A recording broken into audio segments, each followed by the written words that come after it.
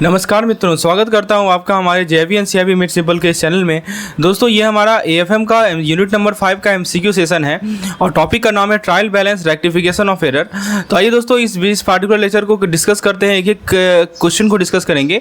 जैसा कि Macmillan book का आईआईबीएफ का एग्जाम का रिसेंट पैटर्न रहा है कि वो मैकमिलन बुक की एक एक लाइन से सवाल पूछ रहे हैं। तो यही हमारा प्रयास है कि आपको मैं हर एक लाइन से सवाल बनाकर उसको प्रैक्टिस करवाऊँ, ताकि आपका कंसेप्चुअल क्लैरिटी भी हो और यदि सवाल एग्जाम में इस प्रकार के सवाल पूछे जाए तो आप निश्चित रूप से कॉन्फिडेंटली उसका आंसर दे पाएं। चलिए दोस्तों, शुरुआत करते हैं हम लोग अपने पहले क्वेश्चन के साथ। पहला क्वेश्चन बहुत ही बेसिक सवाल है कि ट्रायल बैलेंस क्या होता है। तो ट्रायल बैलेंस क्या होता है, इससे रिलेटेड सवाल है। तो मैं आपको एक एक करके ऑप्शन समझाता हूँ। पहले मैं आपको ट्रायल बैलेंस के बारे में बता समझाना चाहता हूँ कि जिससे आप आसानी से समझ जाए ट्रायल बैलेंस क्या है। जैसे मान लीजिए कि आप एक छोटा सा लेमोनेड स्टैंड है, ठीक है। Suppose you are running a lemonade stand, right. तो आप अपने इनकम को ट्रैक करते हैं कि आपका इनकम क्या हुआ, ठीक है, कि लेमोनेड को बेचने के बाद जो पैसा आपको मिल रहा है वो आपका इनकम होगा। आप अपने एक्सपेंस को ट्रैक करते हैं, आप देखते हैं कि कितना पैसा जो है लेमन में, शुगर में या कप्स में जा रहा है। तो ट्रायल बैलेंस समझिए कि एक तरह का क्विक चेक होता है। ये क्या होता है, एक तरह का क्विक चेक होता है कि ये श्योर करना कि आपका इनकम और एक्सपेंस जो है एक दूसरे को बैलेंस कर ले। तो ये कैसे काम करता है, तो एक तरफ होता है हमारा इनकम, एक तरफ क्या होता है इनकम, जिसको हम लोग बोलते हैं डेबिट, ठीक है।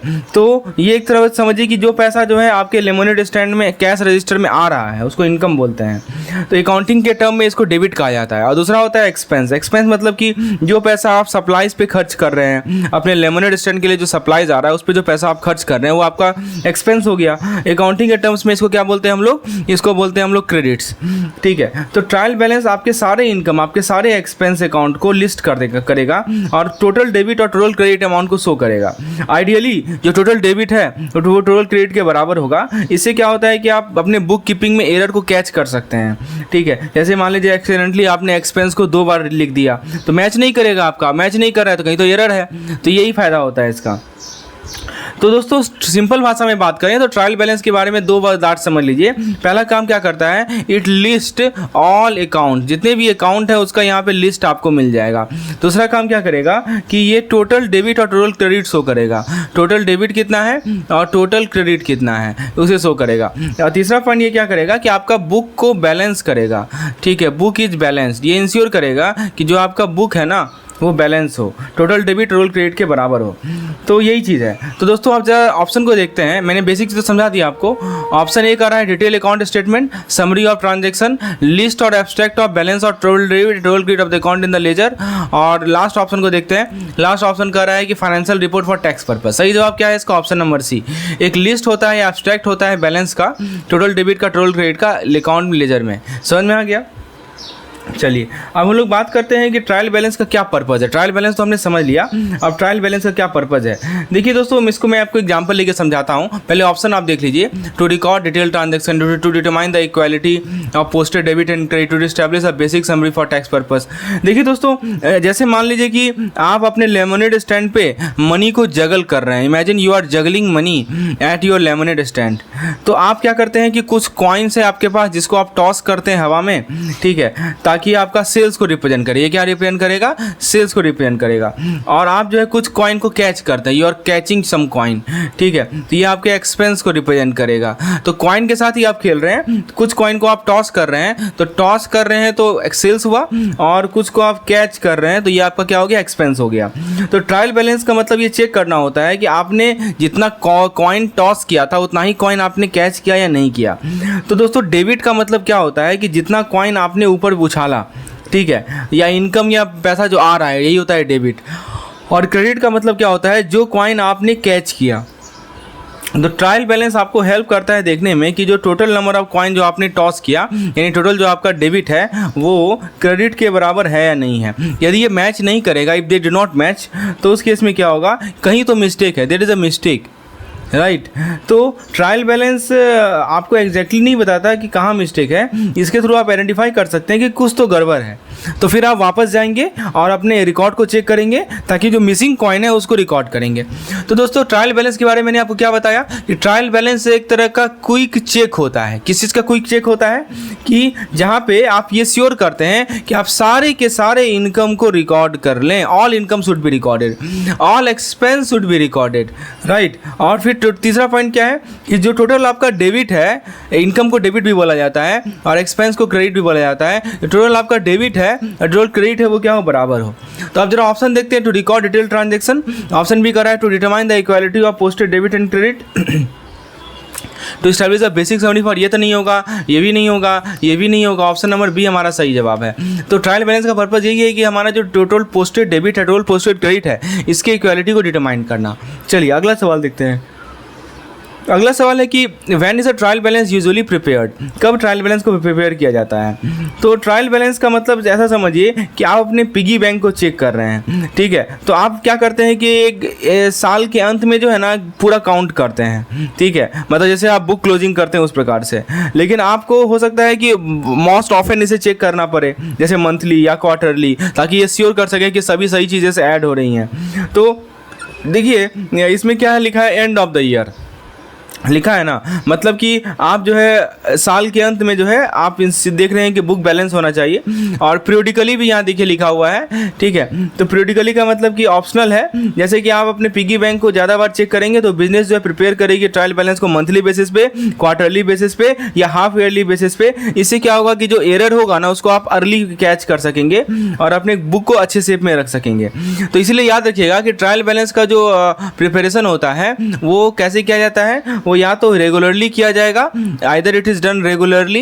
रेगुलरली का मीनिंग तो आप समझते ही होंगे, राइट, कि और तीसरा है कि eight the end of period. ये दोनों चीज़ है, एट एंड ऑफ पीरियड, ठीक है। तो याद रखिएगा ट्रायल बैलेंस को प्रिपेयर किया जाता है रेगुलरली या एंड ऑफ पीरियड। तो इसलिए ऑप्शन नंबर सी जो है हमारा सही जवाब है, ठीक है। Option number C is the correct answer. At the end of the year, ये लिखा हुआ है at the end of year, तो प्रिपेयर होगा ही होगा, लेकिन आप किसी भी समय चाहे तो प्रिपेयर कर सकते हैं जैसे आपकी रिक्वायरमेंट हो, ठीक है, यही कहा जा रहा है। देखिए दोस्तों, एक एक क्वेश्चन, एक एक कंसेप्ट को ना क्वेश्चन के फॉर्म में प्रिपेयर किया, आपको प्रेजेंट किया जा रहा है ताकि आपको कंसेप्चुअल क्लैरिटी मिले और इसे किसी प्रकार का सवाल पूछा जाए ट्रायल बैलेंस से रिलेटेड तो आप उसका कॉन्फिडेंटली आंसर दे पाएं। यदि आपको किसी प्रकार की स्टडी मटेरियल की रिक्वायरमेंट है अपकमिंग JIB एग्जामिनेशन के लिए, तो मुझे इस नंबर पर व्हाट्सएप करके डिटेल जानकारी प्राप्त कर सकते हैं। अगला सवाल है कि which of the following is not a feature of trial balance. अब देखिए ट्रायल बैलेंस का कौन सा फीचर नहीं है, ये सवाल पूछा जा रहा है। तो सबसे पहले फीचर जान लें, क्या फीचर होता है। तो फीचर के पहले बात, फीचर क्या कर रहा है, देखिए it is a list of debit and credit balance drawn from the ledger. Not कहा जा रहा है, ध्यान दीजिएगा, ये बिल्कुल सही है। देखिएगा कि जैसे आपको कहा जा रहा है कि ट्रायल बैलेंस क्या करता है कि जो आपका एंडिंग बैलेंस होता है, जो भी आपका एंडिंग बैलेंस है आपके सारे अकाउंट का, जितने भी आपके अकाउंट्स है ना, सभी का जो एंडिंग बैलेंस है, ठीक है, उसको या तो डेबिट के रूप में कैटेगराइज करेगा या क्रेडिट के रूप में कैटेगराइज करेगा, समझे। तो ये तो है। दूसरा है कि it include cash and bank balance. तो इसके अंदर बहुत सारे बैलेंसेज होते हैं, जैसे कैश हो गया या बैंक अकाउंट हो गया, इक्विपमेंट हो गया, ठीक है, या कुछ क्रेडिट बैलेंस भी हो सकता है या कुछ डेबिट बैलेंस भी हो सकता है, समझे। तो इसके अंदर कैश और बैंक बैलेंस आता है, बिल्कुल सही जवाब है। अगला है ऑप्शन कि its main purpose is to establish an arithmetic accuracy of transaction recorded in the book of account, मतलब चेक फॉर मैथमेटिकल एक्यूरेसी। तो ट्रायल बैलेंस का पर्पज यही होता है, ये देखना कि जो आपका टोटल डेबिट है वो आपके टोटल क्रेडिट के बराबर है या नहीं है, ठीक है। इमेजिन कीजिए कि आप स्केल को बैलेंस कर रहे हैं, तो जो डेबिट है और क्रेडिट है यदि बैलेंस नहीं होता है तो स्केल टिप करेगा, एक तरफ बढ़ेगा, स्केल ऊपर रहेगा। तो ट्रायल बैलेंस के द्वारा क्या होता है कि आप एरर को कैच कर सकते हैं अपने अकाउंटिंग रिकॉर्ड में। अब ट्रायल बैलेंस क्या नहीं करता है, तो पहला क्या नहीं करता है ये देखिए, it enable the trader to know the amount receivable from customer and amount payable to the supply. ये नहीं करता है, मतलब कस्टमर या सप्लायर का बैलेंस नहीं शो करता। तो इसके अंदर टोटल तो आएगा अकाउंट रिसीवेबल का, अकाउंट पेबल का। अब आप बताइए account amount receivable, account receivable समझते हैं, मनी ऑर्ड बाय कस्टमर, और अकाउंट पेबल होता है मनी ऑर्ड टू सप्लायर। तो ये तो टोटल शो करेगा, लेकिन ये डिटेल नहीं शो करेगा कि प्रत्येक इंडिविजुअल कस्टमर के बारे में, प्रत्येक इंडिविजुअल सप्लायर के बारे में डिटेल नहीं शो करेगा, ठीक है। तो यहाँ पे की पॉइंट क्या है कि ट्रायल बैलेंस एक क्विक चेक होता है ये श्योर करने का कि आपका बुक जो है वो बैलेंस हो, और एक डिटेल रिपोर्ट नहीं है कस्टमर के डेबिट का या सप्लायर इनवॉइस का। इसलिए हमारा ऑप्शन नंबर डी जो है वो इस पार्टिकुलर क्वेश्चन का सही जवाब है। समझ में आया? चलिए आगे देखते हैं। अगला सवाल है कि which of the following is not a type of trial balance, इनमें से कौन सा ट्रायल बैलेंस का टाइप नहीं है। चलिए ऑप्शन देखते हैं। पहला ऑप्शन कर रहा है कि ग्रॉस ट्रायल बैलेंस। दोस्तों ग्रॉस ट्रायल बैलेंस जो होता है ना, वो basic type of trial balance होता है, ठीक है, जो कि क्या करता है, सारे अकाउंट बैलेंस को लिस्ट करता है। It list all account balances, तो जितने भी अकाउंट बैलेंस है उसको ये लिस्ट करेगा। अकाउंट बैलेंस करने का मतलब क्या हुआ, जितने भी डेबिट है, जितने भी क्रेडिट है, उसको ये लिस्ट करेगा, राइट। लेजर से, कहाँ से लिस्ट करेगा, लेजर से लिस्ट करेगा, राइट, विदाउट एनी एडजस्टमेंट। तो ये तो होगा, ठीक है। नेट ट्रायल बैलेंस क्या होता है, तो ये क्या करता है कि जो ग्रॉस ट्रायल बैलेंस है उसे तो लेगा ये और कंबाइन करेगा कुछ अकाउंट को अपोजिट बैलेंस के साथ। जैसे मान लीजिए ये क्या करेगा, परचेज को कंबाइन कर देगा। परचेज क्या है, डेबिट अकाउंट है, परचेज को कंबाइन कर देगा किससे, परचेज रिटर्न से। किसे कंबाइन कर देगा, परचेज रिटर्न से कंबाइन कर देगा परचेज को, ठीक है, ताकि क्या शो कर सके, ताकि शो कर सके नेट परचेज अमाउंट। समझे? तो नेट परचेज अमाउंट को शो करने के लिए क्या करेगा कि परचेज को परचेज को कंबाइन कर देगा परचेज रिटर्न अकाउंट से। तो समझिए कि एक तरह का कंडेंस्ड वर्जन है ग्रॉस ट्रायल बैलेंस का। तो ग्रॉस मैंने आपको बता दिया, नेट बता दिया। अब हम लोग बात करते हैं adjusted trial balance. Adjusted trial balance क्या होता है वो समझिए। तो एडजस्टेड ट्रायल बैलेंस जो है ना, नेट ट्रायल बैलेंस पे बिल्ड अप होता है। इसमें हम लोग इनकॉर्पोरेट करते हैं एडिशनल एडजस्टमेंट जो कि ऑरिजिनली रिकॉर्ड नहीं किया गया था अकाउंट में, ठीक है। ये इस एडजस्टमेंट के अंदर क्या क्या आ सकता है, जैसे मान लीजिए डेप्रिसिएशन हो गया, ठीक है, जैसे मान लीजिए डेप्रिसिएशन हो गया, तो डेप्रिसिएशन को पहले एडजस्ट नहीं किया गया था, ठीक है। डेप्रिसिएशन समझते हैं ना, कि डिक्रीज इन एसेट वैल्यू, यही होता है डेप्रिसिएशन, ठीक है। तो देखिए नेट ट्रायल बैलेंस पे ही एडजस्टेड ट्रायल बैलेंस बेस्ड होता है। और ये इस एडजस्टमेंट के अंदर डेप्रिसिएशन आएगा, या मान लीजिए कुछ एक्रूड इंटरेस्ट है। एक्रूड इंटरेस्ट आप समझते हैं, एक्रूड इंटरेस्ट का मतलब क्या होता है कि इंटरेस्ट जो हमने अर्न किया लेकिन अभी तक रिसीव नहीं किया है, ठीक है। तो ये होता है, समझिए कि एक तरह का फाइन ट्यून्ड वर्जन होता है नेट ट्रायल बैलेंस का, ठीक है। और लास्ट ऑप्शन कर रहा है कंपैरेटिव ट्रायल बैलेंस। देखिए दोस्तों, comparative trial balance distinct type of नहीं है, ये एक तरीका है प्रेजेंट करने का एक ट्रायल बैलेंस को। ये अकाउंट बैलेंस को कंपेयर करता है अलग अलग पीरियड के लिए साइड बाय साइड।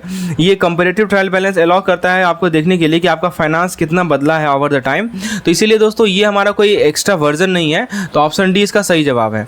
चलिए, तो कंपैरेटिव ट्रायल बैलेंस एक वैल्यूएबल टूल है फाइनेंशियल ट्रेंड को समझने के लिए, लेकिन ये separate type of trial balance नहीं है, समझे। ऑप्शन नंबर डी इस क्वेश्चन का सही जवाब है। अगला सवाल को हम लोग देखते हैं, how are balance represented in net trial balance. Net trial balance में बैलेंस को कैसे रिप्रेजेंट किया जाता है। तो चलिए ऑप्शन को देखते हैं। Only debit balance are shown, only credit balance are shown, both shown. जैसे मान लीजिए कि आप अपने रूम को क्लीन कर रहे हैं, तो आपके पास एक बास्केट होगा डर्टी क्लॉथ के लिए, ठीक है। तो वो जो बास्केट है डर्टी क्लॉथ के लिए, वो हो गया आपका डेबिट, राइट। और मान लीजिए कि एक क्लीन क्लॉथ होगा, एक अच्छा कपड़ा होगा, वो आपका हो गया क्रेडिट, समझे। तो एक रेगुलर ट्रायल बैलेंस जो है ना, कितना डर्टी क्लॉथ है, कितना क्लीन क्लॉथ है, वो सब को लिस्ट करेगा सेपरेटली। तो ये तो हो गया हमारा ट्रायल बैलेंस। अब देखिए नेट ट्रायल बैलेंस का मतलब क्या होता है कि आप सिमिलर क्लॉथ लिए प्रत्येक बास्केट से और उसको आप एक साथ रख दिए। जैसे मान लीजिए कि आपके पास 10 डर्टी शर्ट था, you were having 10 dirty shirt, ठीक है। तो ये डेबिट हो गया आपका, ठीक है। और 5 क्लीन शर्ट था, मान लीजिए you are having 5 clean shirt, तो ये क्या हो गया, ये क्रेडिट हो गया। तो जो नेट ट्रायल बैलेंस आपको क्या शो करेगा, नेट ट्रायल बैलेंस आपको शो करेगा 5 डर्टी शर्ट। क्या ये क्या शो करेगा, 5 डर्टी शर्ट शो करेगा, यानी डेबिट शो करेगा। क्यों, क्योंकि आपने नेट कर लिया, राइट। तो यही होता है नेट ट्रायल बैलेंस में कि जो अकाउंट सेम बैलेंस टाइप का रहेगा उसको इंडिविजुअली शो करेंगे, अकाउंट जो अपोजिट बैलेंस टाइप का रहेगा उसको कंबाइन कर देंगे और जो डिफरेंस रहेगा उसको शो करेंगे। जैसे आपने यहाँ देखा ना, 10 डर्टी शर्ट और 5 क्लीन शर्ट, दोनों अपोजिट नेचर का है और दोनों को कंबाइन किया तो हमें क्या मिला, 5 डर्टी शर्ट मिला। इसीलिए दोस्तों ऑप्शन क्या कर रहा है कि बैलेंस को कैसे रिप्रेजेंट किया जाएगा नेट ट्रायल बैलेंस से, only debit balance, only credit balance, both are shown, net balance are not shown, ठीक है। तो इसका सही जवाब है दोनों शो किया जाता है, डेबिट बैलेंस शो किया जाएगा, क्रेडिट बैलेंस शो किया जाएगा। तो नेट ट्रायल बैलेंस आपको एक कंसाइज ओवरव्यू प्रोवाइड करता है आपके फाइनेंस का। ये शो करता है कि प्रत्येक अकाउंट कैटेगरी के लिए नेट बैलेंस कितना है। दोस्तों इस प्रकार से जो मैं आपको वीडियोस प्रोवाइड कर रहा हूँ एमसीक्यूज का, ये हमारे सभी यूनिट के लिए अवेलेबल है हमारे चैनल पे JIV and CIV made simple app पे। तो यदि आप उसको परचेज करना चाहते हैं तो आपको मैं डिस्काउंट भी प्रोवाइड करूंगा। If you need any type of discount please WhatsApp me on this particular number.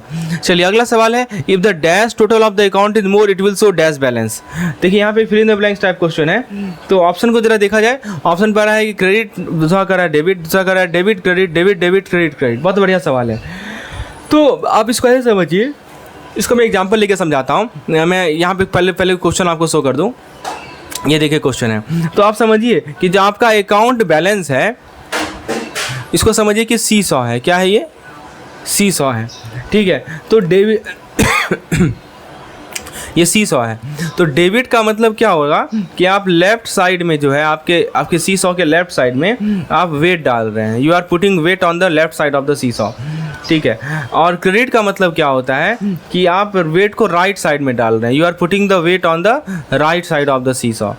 तो दोस्तों डेबिट बैलेंस यदि होता है, तो यदि मान लीजिए कि डेबिट बैलेंस हायर है, इफ डेबिट इज हायर, ठीक है, तो C100 क्या होगा, किधर टिल्ट होगा? लेफ्ट टिल्ट होगा, राइट। मतलब क्या हुआ कि अकाउंट का डेबिट बैलेंस है।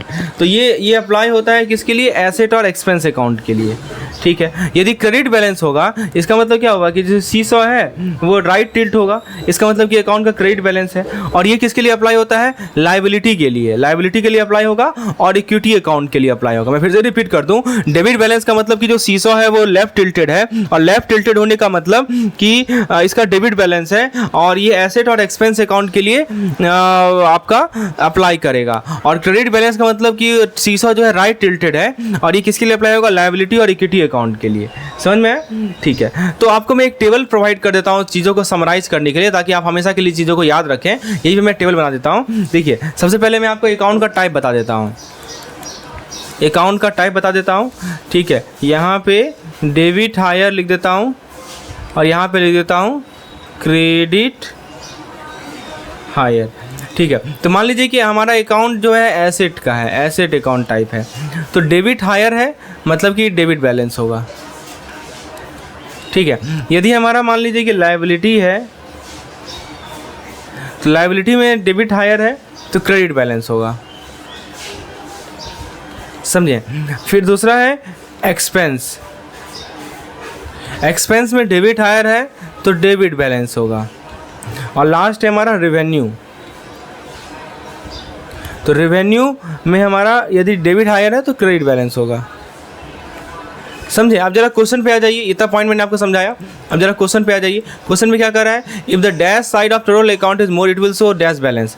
तो इसका सही जवाब क्या होगा बताइए? इसका सही जवाब होगा कि यदि अकाउंट का डेबिट बैलेंस ज़्यादा है तो वो क्या शो करेगा? वो क्रेडिट शो करेगा, समझे। तो option number B is the correct answer. चलिए अगला सवाल है कि ट्रायल बैलेंस को क्यों प्रिपेयर किया जाता है? Why is trial balance prepare? इसको मैंने आपको पहले ही बताया था कि ट्रायल बैलेंस प्रिपेयर करने का बेसिक कारण क्या है। तो ट्रायल बैलेंस प्रिपेयर करने का बेसिक कारण क्या है? We have already discuss. तो बेसिकली अकाउंटिंग में ट्रांजैक्शन को रिकॉर्ड किया जाता है डेबिट के साथ, मतलब पैसा आ रहा है, क्रेडिट के साथ मतलब पैसा जा रहा है। ट्रायल बैलेंस आपके सारे इनकम और एक्सपेंस अकाउंट को लिस्ट करेगा, ठीक है। तो जो टोटल डेबिट होगा वो इक्वल होगा टोटल क्रेडिट का, इससे आप एरर को कैच कर सकेंगे। तो ट्रायल बैलेंस एक सिंपल रिपोर्ट होता है जो कि आपके सारे अकाउंट को लिस्ट करेगा, टोटल डेबिट और टोटल क्रेडिट शो करेगा, इंश्योर करेगा कि आपका बुक बैलेंस हो। तो ट्रायल बैलेंस प्रिपेयर करने का क्या कारण है? ऑप्शन देखते हैं, to finalise financial statement. Option B कर रहा है कि to verify arithmetic accuracy of the transaction recorded in the book. बिल्कुल सही जवाब है, option B is the correct answer. अगला सवाल है कि under the double entry system of book keeping when will trial balance tally. तो डबल एंट्री बुक कीपिंग के अंदर ट्रायल बैलेंस टैली कब करेगा, ये सवाल है। तो दोस्तों इमेजिन कीजिए कि आप लेमोनेड स्टैंड पे बॉल को जगल कर रहे हैं, आपने कुछ कॉइन को टॉस किया एयर में, डेबिट किया, आप सेल्स को रिप्रेजेंट कर रहे हैं, और कुछ कॉइन को टॉस किया, क्रेडिट किया ताकि एक्सपेंस को रिप्रेजेंट कर रहे हैं। तो ट्रायल बैलेंस का मतलब चेक करना हो गया कि आपने सेम नंबर ऑफ कॉइन को टॉस किया, कॉट किया या नहीं किया, जितना आपने टॉस किया। तो पहला ऑप्शन को देखते हैं, all transactions are recorded in the ledger. Double, यहाँ पे ध्यान दीजिएगा, डबल एंट्री बुक कीपिंग की बात की जा रही है। तो ट्रायल बैलेंस कब टैली होगा, ये सवाल है। कि ऑप्शन ए कर रहा है कि all transaction are recorded in the ledger, मतलब कि ये एनफ नहीं है दोस्तों। चाहे मान लीजिए कि सभी चीज़ों को आप रिकॉर्ड कर भी लें तो हो सकता है कि इनकरेक्टली रिकॉर्ड किया गया हो, जैसे आपने सेल्स को एक्सपेंस में डाल दिया हो, तो ये भी तो हो सकता है। तो ये तो ऑप्शन ए तो इनकरेक्ट है, ठीक है, ट्रायल बैलेंस टैली तभी करेगा, ये कंडीशन नहीं है। दूसरा कंडीशन क्या कर रहा है कि if the trial balance are correctly recorded through book of prime entry, correctly posted to the ledger, totalling it correct, ये बिल्कुल सही जवाब है। यदि आप प्रत्येक ट्रांजेक्शन को एक्यूरेटली रिकॉर्ड करेंगे राइट प्लेस में, ठीक है, जिसको हम लोग बोलते हैं बुक ऑफ प्राइम एंट्री। ये बुक ऑफ प्राइम एंट्री का मतलब क्या हुआ, this is the meaning of right place, मतलब आप सभी चीज़ों को सही जगह पे एंट्री कर रहे हैं। उसको करेक्टली पॉइंट करेंगे लेजर में, ठीक है, मतलब आप कॉइन को अपने हैंड से जो है करेक्ट बकेट में ट्रांसफ़र करेंगे और इंश्योर करेंगे कि जो आपका टोटल है वो एक्यूरेट हो, तो आपका ट्रायल बैलेंस जो है बैलेंस हो जाएगा। ऑप्शन सी कह रहा है कि if the record are recorded in the cash book, तो ये हमेशा ये कैश ट्रांजेक्शन को कैप्चर करता है, ठीक है, तो ये गलत है। और लास्ट ऑप्शन कह रहा है कि if the transaction are posted to the ledger, मतलब क्या हुआ कि जैसे आप सभी चीज़ों को पोस्ट करते हैं, ये गारंटी नहीं करता है कि करेक्टली पोस्ट हो। तो याद रखिएगा ये जो हमारा बैलेंस ट्रायल बैलेंस होता है, ये इसका मतलब यही होता है कि आपने रिकॉर्ड किया, आपने कैटेगराइज किया, आपने टोटल किया सारे अपने ट्रांजेक्शन को डबल एंट्री सिस्टम के माध्यम से, ये पॉइंट है। Option number B is the correct answer. How can error be broadly divided, तो एरर को हम लोग कैसे डिवाइड कर सकते हैं, तो आइए देखते हैं। सबसे पहले ये अकाउंटिंग एरर को आप दो कैटेगरी में ब्रॉडली डिवाइड कर सकते हैं। पहला होता है प्रिंसिपल एरर और रिकॉर्डिंग एरर, ठीक है, आपके सामने 4 ऑप्शन दिया गया है, राइट। सो आप देख सकते हैं पहला एरर क्या होता है, principle error and recording error. मैं आपको थोड़ा समझा दूं कि ये रिकॉर्डिंग एरर क्या होता है, कि इसको क्लरिकल एरर भी बोलते हैं, राइट। तो जैसे मान लीजिए कि आप अपने पिगी बैंक को बैलेंस कर रहे हैं, यानी रिकॉर्डिंग ट्रांजैक्शन को बैलेंस कर रहे हैं, तो एक्सीडेंटली आपने क्या किया, गलत अमाउंट लिख दिया। आपने $10 लिख दिया, ठीक है, रादर देन 15, आपको लिखना था $15, लेकिन आपने लिख दिया $10। तो एक तरह का टाइपोज है, एक तरह का मिस्टेक है रिकॉर्डिंग में, तो ये किसको कहते हैं हम लोग, रिकॉर्डिंग एरर। और दूसरा एरर होता है हमारा प्रिंसिपल एरर। प्रिंसिपल एरर क्या होता है, इमेजिन कीजिए कि आपको पिगी बैंक को यूज करने का रूल ही नहीं पता है, यानी अकाउंटिंग प्रिंसिपल के बारे में जानकारी ही नहीं है, तो आप क्या करेंगे, जो आपको इनकम दिखेगा उसको मनी रख देंगे, आउटगोइंग मनी सेक्शन में रख देंगे।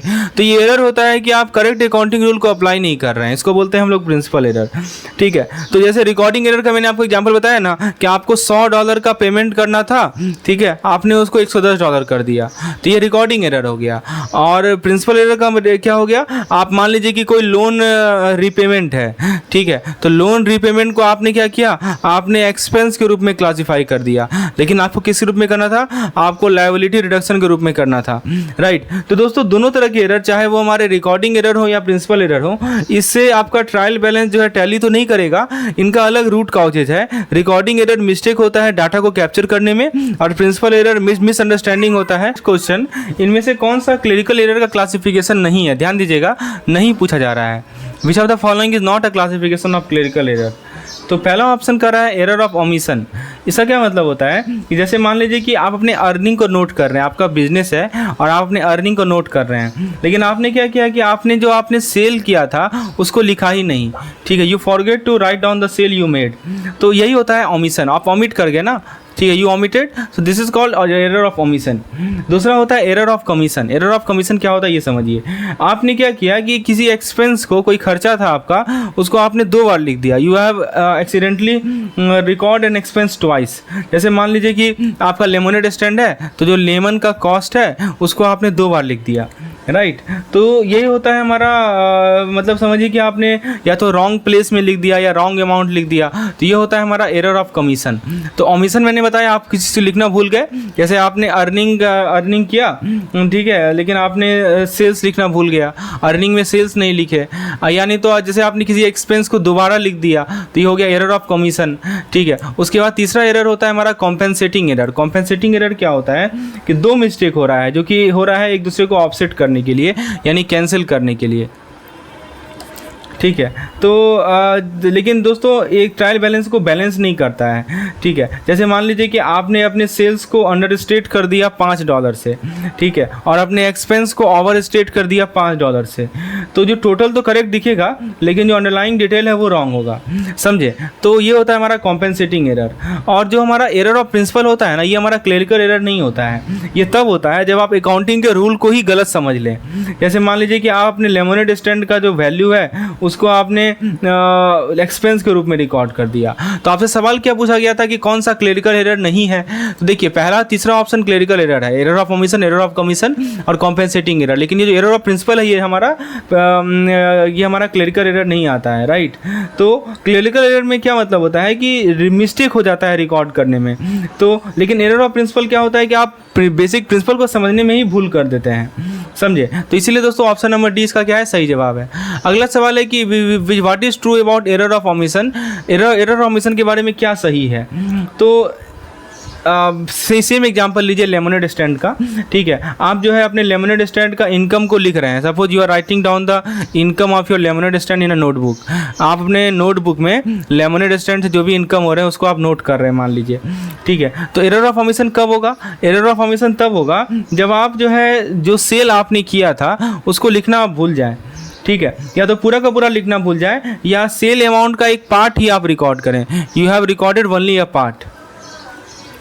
तो मतलब जो भी चीज़ है रिकॉर्ड करना भूल जाते हैं, ठीक है। तो वो हमारा एरर ऑफ ओमिशन कहलाता है। तो पहला ऑप्शन को कर रहा है इंटेंशनल एक्सक्लूजन, मतलब कि एरर ऑफ ओमिशन जो है ये सबसे पहले बात इंटेंशनल तो होता नहीं है, ये अनइंटेंशनल है, गलती से हो जाने वाला मिस्टेक है, ठीक है। हम कोई डेलिबरेटली इन्फॉर्मेशन को हाइड करने के लिए ऐसा नहीं करते हैं। दूसरा कर रहा है कि एरर इन कैलकुलेशन। दोस्तों मिस्टेक जैसे मैथमेटिकल मिस्टेक होता है, जैसे हम एडिंग गलत कर रहे हैं, सब्ट्रैक्टिंग गलत कर रहे हैं, तो ओमिशन जो है कैलकुलेशन को तो अफेक्ट करेगा ही, लेकिन ये कैलकुलेशन खुद नहीं है, तो ये भी नहीं होगा। दूसरा कर रहा है कि डी देखते हैं, it affect only the income statement.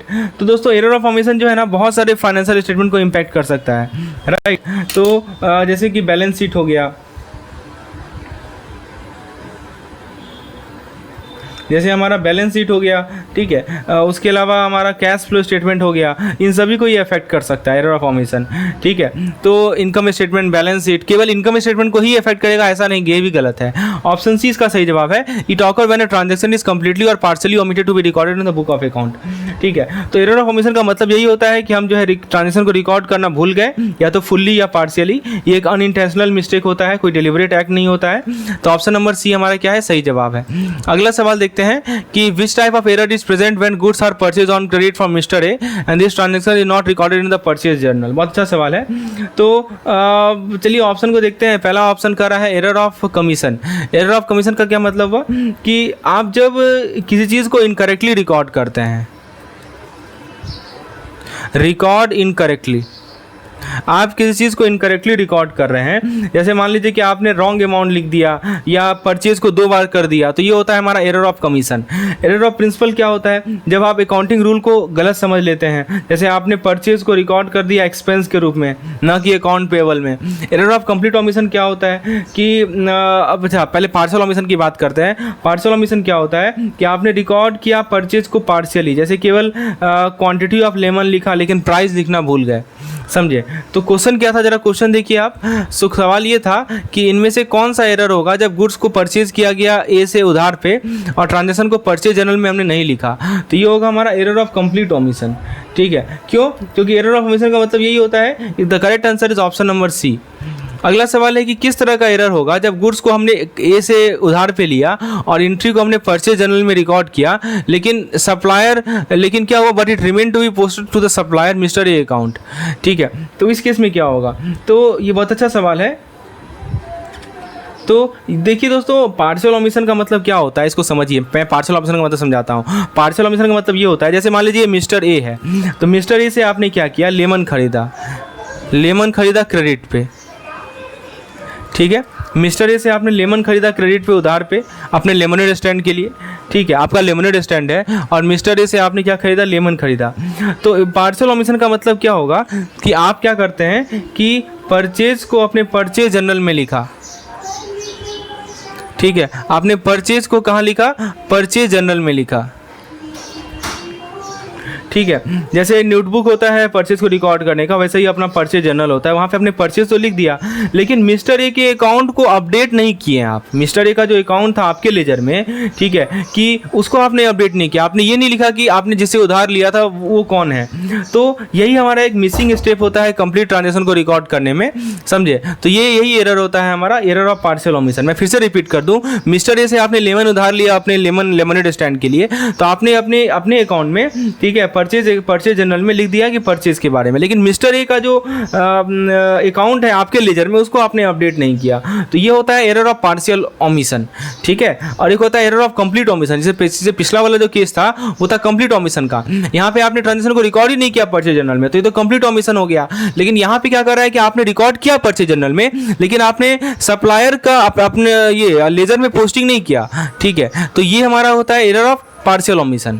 बहुत अच्छा क्वेश्चन का सेट है दोस्तों, आपके लिए बना के लाया हूं। अगला सवाल है कि एरर ऑफ कंप्लीट ओमिशन जो है ट्रायल बैलेंस को कैसे अफेक्ट करता है, ठीक है। तो दोस्तों सबसे पहला ऑप्शन है कि it has no effect on the trial balance. तो दोस्तों इमेजिन कीजिए कि आप अपने लेमोनेड स्टैंड पे मनी को जगल कर रहे हैं, आपने कुछ कॉइन को टॉस किया, डेबिट हुआ सेल्स के लिए, और कुछ कॉइन को कैच किया एक्सपेंस के लिए। तो ट्रायल बैलेंस चेक करेगा कि जितना कॉइन टॉस हुआ उतना कॉइन कॉट हुआ, दोनों बराबर है कि नहीं है, ठीक है। तो सवाल क्या है कि error of complete omission affect the trial balance. तो पहला है कि कंप्लीट ओमिशन, ठीक है। तो यदि आप मान लीजिए कि एक सेल को कंप्लीटली रिकॉर्ड करना भूल जाते हैं, तो मतलब कि आपने जो कॉइन को टॉस किया उसको मिस कर गए, लेकिन आप जो है किसी रिलेटेड एक्सपेंस को रिकॉर्ड नहीं करेंगे, ठीक है। तो इसका इम्पैक्ट क्या होगा, क्योंकि डेबिट और क्रेडिट मिस कर रहा है पिक्चर से, तो ट्रायल बैलेंस अभी भी बैलेंस दिखेगा हमें, राइट। तो ये समझिए कि मिसिंग एलिमेंट एक दूसरे को कैंसिल कर रहा है और ओवरऑल पिक्चर क्या इनकम्प्लीट है, ठीक है। तो ये चीज़ है। अब देखिए यही बताया जा रहा है कि how does the error of complete omission affect the trial balance. तो इसका ट्रायल बैलेंस पे कोई इफेक्ट नहीं होगा, right. It has no effect on the trial balance, क्योंकि दोस्तों दोनों आपस में कैंसिल हो जा रहा है, कोई इफेक्ट नहीं दिख रहा है, राइट। चलिए उसके बाद नेक्स्ट क्वेश्चन है कि पार्शियल ओमिशन का क्या इफेक्ट पड़ेगा ट्रायल बैलेंस पे। अब देखिए पार्शियली यदि हम ओमिट करते हैं, आपने सेल्स को रिकॉर्ड किया लेकिन फुल एक्सपेंस को रिकॉर्ड नहीं किया, तो ट्रायल बैलेंस क्या होगा कि आपका कंप्लीट ओमिशन जो है ट्रायल बैलेंस को इफेक्ट नहीं करेगा, ठीक है। लेकिन फाइनेंशियल रिकॉर्ड आपका इनकम्प्लीट जरूर होगा। लेकिन पार्शियल ओमिशन के कारण क्या होगा कि आपके ट्रायल बैलेंस में इम्बैलेंस आ जाएगा, जिस कारण से आपको इन्वेस्टिगेट करना पड़ेगा और इन्फॉर्मेशन जो मिस कर रहा है उसको फाइंड करना पड़ेगा। तो इस कारण से जो ट्रायल बैलेंस है वो क्या होगा, डिसएग्री होगा, राइट। तो ऑप्शन नंबर ए इसका सही जवाब है। समझ में आया दोस्तों आपको बेसिक चीज़। तो याद रखिएगा जब हमारा कंप्लीट ओमिशन होता है तो उसका ट्रायल बैलेंस पे कोई असर नहीं पड़ता, लेकिन यदि पार्शियल ओमिशन होगा तो ट्रायल बैलेंस हमारा डिसएग्री होगा। अगला सवाल है what is an error of commission based on. Error of commission किसके बेसिस पे होता है। जैसे मान लीजिए कि आप अपने ट्रांजेक्शन को रिकॉर्ड कर रहे हैं, एक्सीडेंटली आपने रॉन्ग अमाउंट लिख दिया, $10 लिख दिया $15 की जगह, या रॉन्ग सेक्शन में अमाउंट लिख दिया, इनकम लिख दिया आउटगोइंग मनी सेक्शन में। तो ये टाइपोज होता है या मिस्टेक होता है जो कि आप करते हैं जब डिटेल को रिकॉर्ड करते हैं, राइट। तो एरर ऑफ कमीशन का मतलब क्या होता है कि सबसे पहला एरर ऑफ कमीशन में समझिए कि रॉन्ग अमाउंट हमने लिख दिया। क्या लिख दिया आपने, रॉन्ग अमाउंट लिख दिया, ठीक है। तो आपने ट्रांजेक्शन तो रिकॉर्ड किया लेकिन इनकरेक्ट वैल्यू रिकॉर्ड किया। और दूसरा कारण क्या होता है, आपने रॉन्ग साइड लिख दिया अकाउंट का, रॉन्ग साइड ऑफ अकाउंट, मतलब आपने रिकॉर्ड किया ट्रांजेक्शन को लेकिन रॉन्ग अकाउंट कैटेगरी में। जैसे एग्जांपल के तौर पर आपने $100 का पेमेंट करना था, आपने लिख दिया $110, ठीक है। तो ये एक तरह का होता है एरर ऑफ कमीशन, ठीक है। तो सवाल है कि एरर ऑफ कमीशन क्या होता है। It involves intentional exclusion of a transaction. तो ये तो नहीं होगा, राइट। दूसरा कह रहा है कि it is related to error in calculation, ये भी नहीं होगा। तीसरा कह रहा है कि talker when transaction is completely और पार्शियली, ये भी नहीं होगा। It is committed in the recording a transaction while the wrong amount, yes correct, ये सही है, ठीक है। यही मैं आपको बताना चाह रहा हूँ कि यदि आप ओमिशन एरर से कंपेयर करें तो आप ओमिशन में भूल जाते हैं ट्रांजेक्शन को रिकॉर्ड करना, लेकिन कमीशन में आप रिकॉर्ड करते हैं गलत चीज़ को, कुछ एरर रहता है, समझे। तो एरर ऑफ कमीशन एक रिकॉर्डिंग मिस्टेक है, कोई ओमिशन नहीं है इंटायर ट्रांजेक्शन का। ये आपको हाईलाइट करता है कि आप डबल चेक जरूर कीजिए अपने एंट्रीज को, ताकि एक्यूरेसी को आप इंश्योर कर सकें। तो दोस्तों आज के लेक्चर को हम यही समाप्त करते हैं। इस प्रकार से यदि आप आगे के वीडियोस को देखना चाह रहे हैं तो हमारे चैनल को सब्सक्राइब कर लें, क्योंकि नोटिफिकेशन आपको मिल जाएगा जब भी हमारा नेक्स्ट वीडियो अपलोडेड होगा। और यदि आपको किसी प्रकार की स्टडी मटेरियल की रिक्वायरमेंट है तो आप मुझे इस नंबर पर व्हाट्सएप करके डिटेल जानकारी प्राप्त कर सकते हैं। धन्यवाद।